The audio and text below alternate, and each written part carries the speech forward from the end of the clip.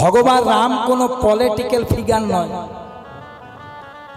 ভগবান রাম হচ্ছে হিন্দুদের আত্মা, সনাতনীদের প্রাণ। যতবার বলবেন রাম, ততবার আপনার জীবন সুন্দর হয়ে যাবে। আমরা তো এইটাই চেয়েছি, শুধু ভগবানকে নিয়ে বাঁচতে, শুধু ভগবানকে আঁকড়ে ধরে থাকতে। আজকে বাংলাদেশের অবস্থাটা দেখুন। আপনাদের থেকে আমাদের আরো কষ্ট। যদি বলেন কেন, ওখানে আমরা গান করে এসেছি, অনেক ভক্ত আছে, শিষ্য আছে, বন্ধু আছে, বান্ধব আছে। যে ভিডিওগুলো আসছে তাদের যদি হাহাকারটা দেখেন না মা, স্থির থাকতে পারবেন না। তাদের এত কষ্ট, এত জ্বালা, শুধু একটাই পরিচয়, তারা সনাতনী।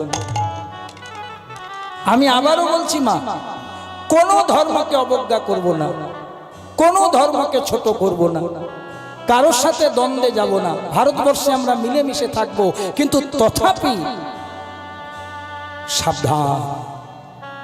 স্বধর্ম নিধনং শ্রেয়, পরধর্ম ভয়াবহ।